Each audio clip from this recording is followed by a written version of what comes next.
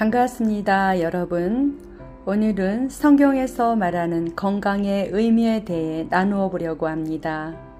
또 그 집에 들어가면서 평안하기를 빌라. 그 집이 이에 합당하면 너희 빈 평안이 거기 임할 것이요 만일 합당하지 아니하면 그 평안이 너희에게 돌아올 것이니라. 여러분들은 건강한 사람들을 만나 보셨는지요? 몸이 건강하면 마음에 상처가 있고 몸도 마음에 상처도 없는 사람들은 영적인 메마름이 있고 몸도 마음도 영적인 것도 건강한 것 같은데 부모에 대한 미움과 분노로 일생 마음 아프게 살아가는 사람들도 있습니다. 또한 다 좋은 것 같은데 경제적인 고통을 당하는 사람들이 있고 다 좋은 것 같은데 온 가족이 언제나 병으로 골골하며 사는 가정도 있습니다. 과연 모든 면에서 온전하게 건강한 사람들이 이 세상에 존재할까요? 여러분들은 건강을 어떻게 정의하시는지요?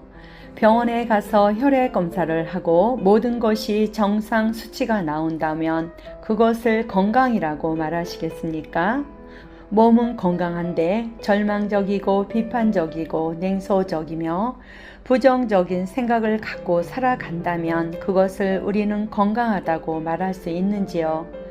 건강은 종합적이고 전인격적인 것이라 단순히 혈액 검사에 정상이 나왔다고 하여 건강한 것은 아닙니다.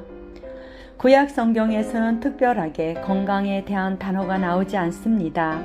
가장 가깝게 건강을 의미하는 단어가 바로 샬롬입니다. 이 샬롬은 몸도 영혼도 정신도 모두 편안한 것을 의미합니다.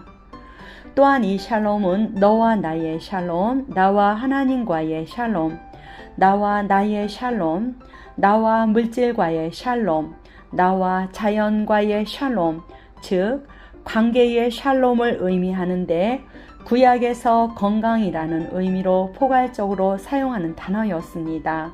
오늘 말씀을 보니까 주님은 제자들을 파송하실 때 제일 먼저 그 가정에게 평안하기를 빌라고 말씀하십니다. 어느 가정에 가든지 이 귀한 평안을 빌라는 말씀입니다. 우리가 가는 곳마다 평강이 평화가 그리고 평안이 넘친다는 것은 얼마나 멋진 일일까요? 우리가 가는 곳마다 평강의 복이 임한다는 것은 얼마나 큰 축복의 통로일까요? 이 평안이라는 말을 단순히 안녕하십니까? 라는 의미가 아닙니다. 안녕하십니까는 단순히 안전하냐, 안녕하냐고 질문하는 것이고 이 샬롬은 더욱 깊은 의미를 가지고 있습니다. 우리나라에서는 사람들을 만날 때마다 안녕하십니까? 라고 질문합니다. 그들의 안전을 질문하는 뜻이 깊게 들어가 있습니다. 그런데 주님이 빌어주라는 평강은 단순한 안전만을 의미하는 것이 아닙니다. 이 샬롬은 관계의 샬롬입니다. 하나님과의 관계의 샬롬, 이웃과의 관계의 샬롬, 자신과의 관계의 샬롬, 물질과의 관계의 샬롬, 이 모든 것이 복합적으로 포함된 단어입니다. 우리가 흔히 건강하다고 말을 할 때에는 병이 없는 상태입니다. 건강은 병이 없는 상태, 그리고 신체에 기능 장애가 없는 사람으로서 스스로 움직이고 일하기에 불편함이 없는 상태를 말합니다.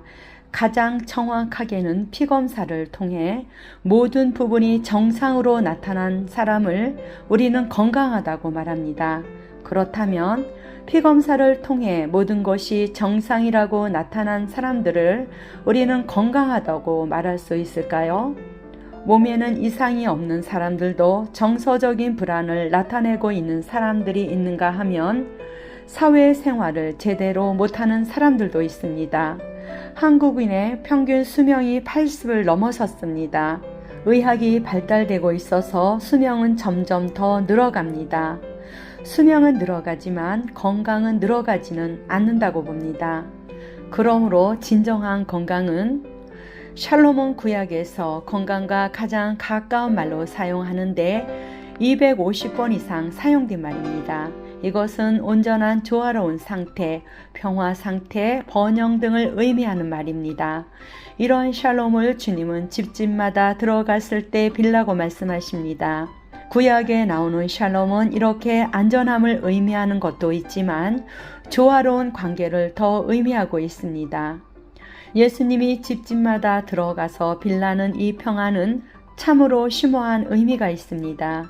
우리가 관계가 편안하고 몸이 편안하지 않는 한 이러한 평강이 나타날 수가 없습니다. 목자가 양을 누이는 것과 같은 평안입니다. 여호와는 나의 목자시니 내게 부족함이 없으리로다. 그가 나를 푸른 풀밭에 누이시며 쉴만한 물가로 인도하시는도다. 목자가 양의 상태를 가장 잘 알고 그를 푸른 초장에 누이는 상태, 곧 메뉴와 쉼의 상태가 평안인 것입니다. 이 평안이 우리의 건강의 측정기입니다. 피검사로 모든 것이 건강하게 나타났다고 해도 집안에서 부수고 싸우고 때리고 욕을 하며 산다면 그것이 어떻게 건강이겠습니까? 가장 부족함이 없는 쉴만한 상태, 그것이 곧 평안이며 건강인 것입니다. 하나님과의 관계에서 주님을 신뢰하는 것, 여기로부터 마음의 평강이 옵니다. 그러면 건강이 회복되는 것입니다.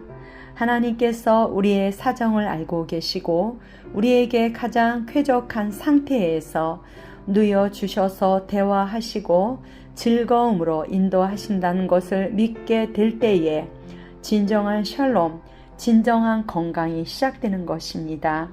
삭개오가 만난 평강. 한번 삭개오의 인생을 들여다보겠습니다.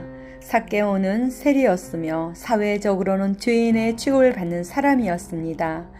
창녀와 같은 수준으로 사회적으로 소외된 직업을 갖고 있었습니다. 그는 돈은 많이 있었고 좋은 집을 갖고 있었습니다. 하지만 그는 행복하지 않았습니다.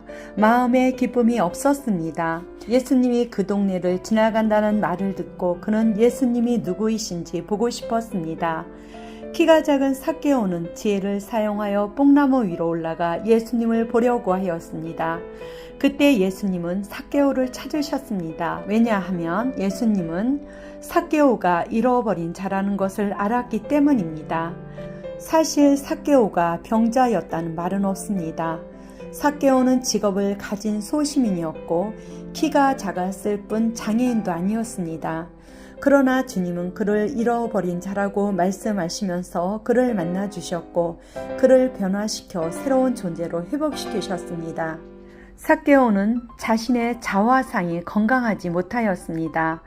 세리장이라고 지탄을 받고 사회적으로 창녀와 같은 수준으로 죄인이라고 단정을 받고 있는 사회에서 자신이 건강한 자화상을 갖는다는 것이 어려웠습니다. 자신 같은 사람도 친절히 찾아주시는 주님, 또한 그러한 자들, 건강하지 못하여 의원이 필요한 자를 찾으러 오셨다는 주님의 메시지는 삭개오에게 새로운 자화상을 가지게 하였습니다. 그는 새롭게 결단합니다. 사회에서 손가락질을 받는 사람이 아니라 사회에 무엇인가 기여를 할 수 있는 사람으로 다시 태어납니다. 그것은 삭개오 스스로가 건강한 자화상을 다시 찾았기 때문입니다. 예수님을 만났고 자기 자신을 만났습니다. 예수님과의 만남이 이렇게 큰 평안을 가져다 준 것입니다. 이제 삭개오는 비로소 건강한 사람이 되었습니다. 안녕하기 때문에 건강한 것이 아니라 샬롬이 있기 때문에 건강하다고 말할 수 있습니다. 삭개오는 주님이 주시는 건강을 이제부터 누리게 됩니다. 영적으로, 신체적으로, 사회적으로, 정서적으로 샬롬을 누리면서 건강한 사람으로 다시 태어납니다. 감사합니다.